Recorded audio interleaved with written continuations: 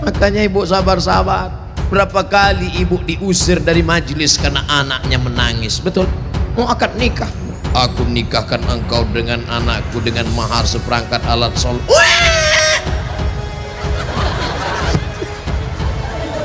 Berapa kali di majelis kematian ibu diusir. Betul? Ada orang kaya meninggal, datang anaknya, mantunya, cucunya pakai baju hitam semua. Nama kelompoknya Men in Black. Sudah siap-siap mau menangis bersandiwara. 1, 2, 3. Rupanya anak ibu lebih kuat lagi nangisnya. Akhirnya tuan rumah marah, pergi pulang bawa anak. Berapa banyak ibu yang malu di depan orang banyak karena anaknya ingin naik mobil tetangga yang lebih mewah, lebih mahal.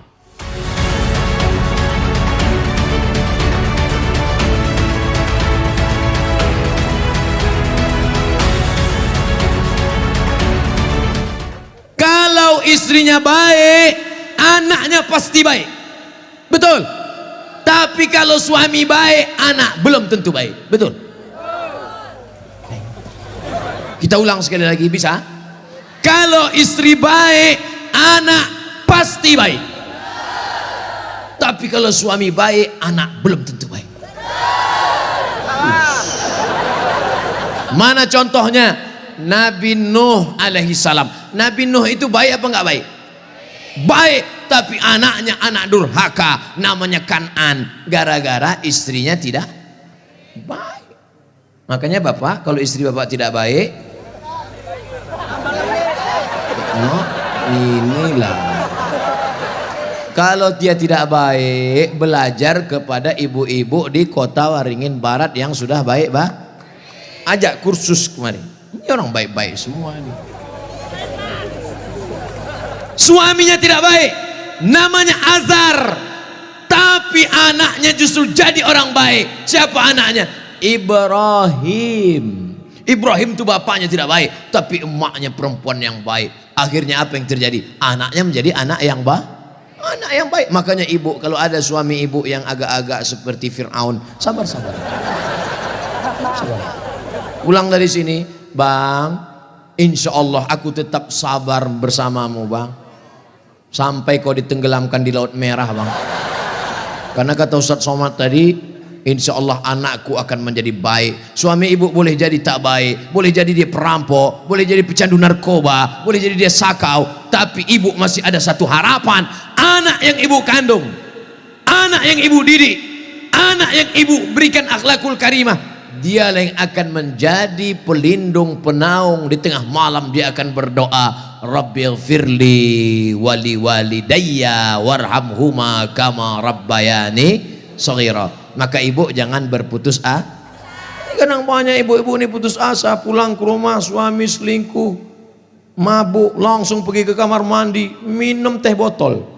Minum teh botol. Minum super pel. Enggak mati. Seminggu setiap ngomong bubuih.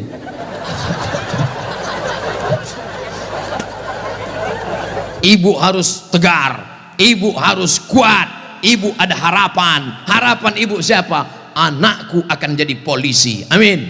Anakku akan jadi tentara, amin. Ibu sekolahkan saja anak ibu sesuai bakatnya. Perhatikan anak ini bakat. Anak saya suka main layang-layang, berarti jadi pilot helikopter. Anakku suka mandi hujan, angkatan laut. Anakku suka ngembus-ngembus semprit, dua kemungkinan. Bisa jadi polisi, razia. Bisa jadi wasit sepak bola. Yang parkir jangan sebut. Ibu jangan sebut tukang parkir. Karena pada dasarnya kita semua ini adalah tukang parkir. Kita ini semua tukang parkir. Tirulah iman tukang parkir. Mobil mewah harga 2 miliar. Mundur betul parkir. Setelah begitu diambil mobil ini, adakah tukang parkir yang marah? Enggak ada. Ada nggak tukang parkir ngamuk-ngamuk? Kenapa mobil ini diambil? Saya sudah menjaganya 2 jam. Enggak ada. Kalaupun ada berarti gila. Kita itu juga di dunia ini sama seperti iman tukang parkir. Mobil itu titipan, rumah itu titipan, anak itu titipan, kebun itu titipan. Kita hanya menjaganya di dunia, dan setelah itu kita akan mati. Ada yang punya kita? Tidak. Makanya bapak, berapa banyak bapak ketika istrinya meninggal, dia nggak ada nangis. Pas ditanya, bapak nggak nangis? Titipan Pak Ustaz. Ustadz ini ceramah nggak enak, pas giliran mati istri aja. Oke, sekarang kita balik. Berapa banyak ibu-ibu yang imannya sudah mantap, dia menganggap ini semua titipan, hilang tidak apa-apa, meninggal suaminya, dia tegar. Ibu nggak nangis, titipan Pak. Tapi ada satu ibu menangis, papa, jangan kau tinggalkan mama sendiri, Pak. Pas ditanya sama tetangga, ibu nangis kenapa? Warisan dikit.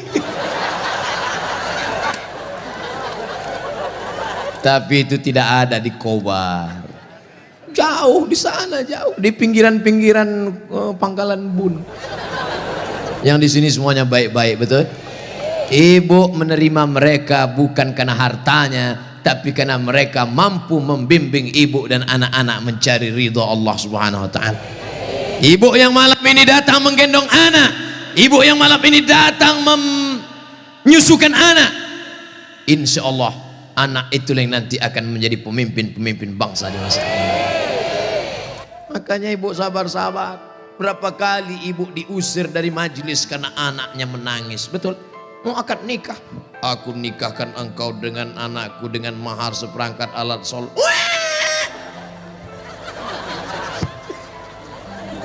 Berapa kali di majelis kematian ibu diusir, betul?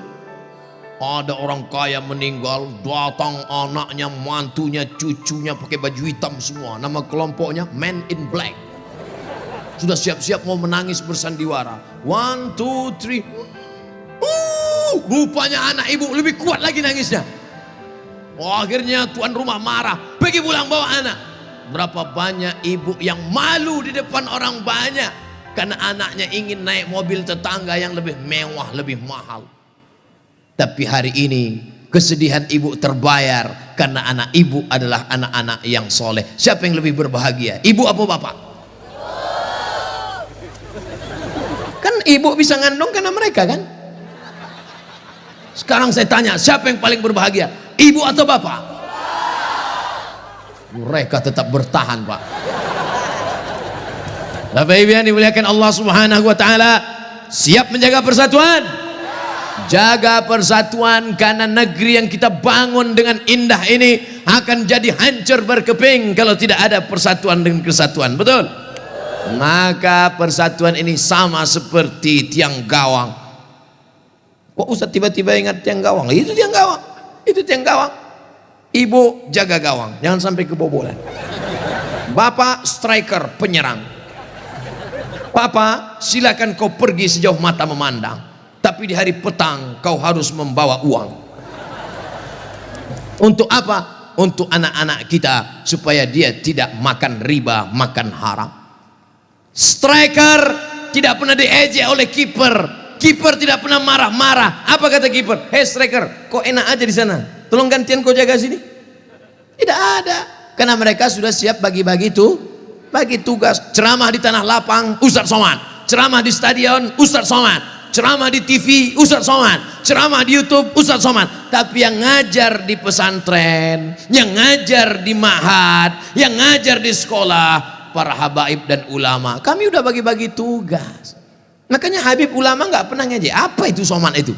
Ceramahnya di lapangan aja. Apa itu Abdul Somad itu? Ceramahi ibu-ibu aja, Ustadz gatal. Kan kita udah bagi-bagi tadi. Makanya nonton jangan sepotong-sepotong. Kesana 45 menit, kesini 45 menit, belum, sebentar lagi habis. Masya Allah, tabarakallah, masih lama rupanya. Saudara yang dimuliakan Allah Subhanahu wa taala, di tempat laki-laki Abdul Somad bicara 3, bersama jaga persatuan kesatuan.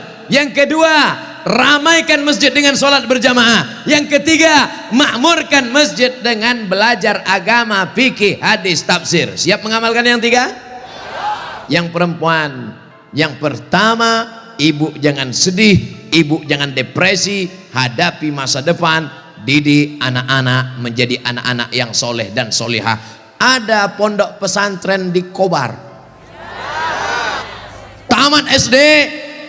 Sebelum SD jangan sedih, kasihan. Ingusnya 12. Kalau 11 itu biasa, bengkok. Belum sampai hati. Ustadz Somad dulu pesantren, saya masuk pesantren tamat SMP, kegedean. Yang paling bagus tamat SD, masuk pesantren. Siap memasukkan anak ke pesantren tamat SD? Janji? Ibu ingat, ibu punya uang banyak, belikan dia gadget, belikan dia motor, belikan dia mobil. Dia kaya, dia banyak uang, dia ganteng, dia cantik, tapi dia sakau, gemetar, sakit, gak ada gunanya. Makanya benteng terakhir menjaga anak-anak kita adalah pondok pesantren. Tapi pesantren ini kadang-kadang nasib bak kerakap tumbuh di batu, hidup segan mati tak mau. Santrinya 1000, WC-nya 10. Ngantrilah santri-santri, wajahnya biru, menahan serangan. Maka ceramah saya di Palembang, Ustadz Abdul Somad saksikan hari ini sumbangan 52 unit. 52 unit apa Kiai? WC. Mantap, bagus, itu yang perlu. Maka yang kaya-kaya datang besok pondok pesantren. Nggak ada gunanya pengajian banyak-banyak, mubazir. Innal mubazirina kanu ikhwana syayatin. Orang mubazir saudara setan. Kalau ada orang kaya tidak peduli pesantren, kalau ada orang hebat, pejabat tidak peduli pendidikan agama, mubazir. Setan tidak menggoda dia lagi. Pas setan menggoda, ayo masuk neraka. Kata setan sendiri, nggak usah bro, dia saudara kita. Hai bro. Oleh sebab itu maka pertama yang ingin disampaikan Abdul Somad khusus kepada ibu-ibu, jangan pernah bersedih hati. Masa depanmu ada pada anak-anak. Tataplah mereka masa depan, tapi tentu dengan bahasa ibu. Bahasa ibu paling ngerti dengan anak. Jangan pulang dari sini anaknya dikumpul semua assalamualaikum. Nggak mesti diceramahi. Ibu usap kepalanya, ibu tiup-tiup.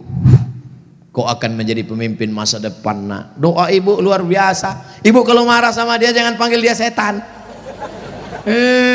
Setan. Tuyul. Jangan panggil dia. Calon bupati kota Waringin Barat. Gitu cara manggilnya. Calon anggota DPD. Gitu. Insya Allah dia jadi nanti insya Allah. Amin. Karena ibu mulutnya luar biasa, berbisa bu. Ibu ngomong salah saja diaminkan malaikat. Maka jangan pernah bicara yang tidak baik, bicara yang baik-baik. Sampai ada seorang laki-laki di zaman Bani Israel sebelum Nabi Muhammad SAW, namanya Juraij. Siapa namanya? Juraij. Ada orang Pangkalan Bun namanya Juraij? Belum ada. Nah, ibu yang hamil-hamil nanti kasih nama anak Juraij. Hai Juraij. Kepala sekolah salah tulis George. Ibunya lewat di depan tempat ibadah Juraij. Apa kata ibunya? Ya Juraij. Juraij merasa Tuhan lebih mulia. Aku tidak perlu menyambut panggilan anak. Aku tidak perlu menyambut panggilan ibuku. Dipanggil kedua kali. Ya Juraij. Juraij mengatakan Tuhan lebih mulia. Ngapain aku menyambut ibuku? Panggilan yang ketiga. Ya Juraij. Anaknya tidak menyambut juga. Akhirnya tercetus dari mulut ibunya. Apa kata ibunya? Allahumma la tumithu hatta turihi wujuhal mumisat. Jangan matikan Juraij sebelum matanya melihat wanita tuna susila. Mohon maaf, perempuan tidak baik, PSK, WTS, entah apa lagi namanya. Dikabulkan Allah. Tidak lama setelah itu ternyata ada seorang perempuan pengembala kambing, hamil bukan kenyang, hamil, ditangkap, ditanya, hei perempuan, siapa suamimu? Siapa yang menghamilimu? Perempuan itu menjawab, Juraij. Yang menghamili saya adalah Juraij. Kira-kira masuk akal nggak Juraij menghamili perempuan yang nakal ini? Tidak, bukan dia, tapi fitnah. dipertemukan Juraij dengan perempuan nakal. Rupanya Allah hanya ingin mengabulkan doa si ibu. Kata si ibu, jangan matikan Juraij sebelum matanya melihat wanita tuna. Akhirnya matanya memang betul-betul melihat wanita tuna susila. Melihat, padahal tidak mungkin ahli ibadah ketemu dengan wanita tuna susila. Kalau Satpol PP ketemu wanita susila memang bisa. Razia maksudnya. Mohon maaf Pak Satpol PP. Ini Juraij, orang soleh, akhirnya ketemu, mengaku, siapa yang mengambilmu? Ini Juraij. Ditangkap Juraij, difitnah Juraij. Ternyata kau jahat Juraij, kerjamu ibadah, rupanya pekerjaanmu di balik ini semua menodai pengembala kambing. Dihancurkan tempat ibadahnya, hancur berkeping. Kata Juraij, jangan bunuh aku sebelum anak ini lahir. Setelah anak itu lahir, ditusuk Juraij pakai pusar, pakai telunjuknya, tusuk. Juraij bertanya kepada anak yang baru lahir itu, who is your father? Itu bahasa Pangkalan Bun. Siapa bapakmu? Anak itu menjawab, ra'il ghanam, koboi. Bapak saya adalah pengembala kambing. Akhirnya mereka cium kaki Juraij. Mereka bangunkan tempat ibadah Juraij dari emas. Juraij tersenyum. Ini skenario Allah hanya ingin menunjukkan betapa makbulnya doa seorang. Kira-kira ibu bisa nggak menceritakan itu ke anak cucu ibu nanti?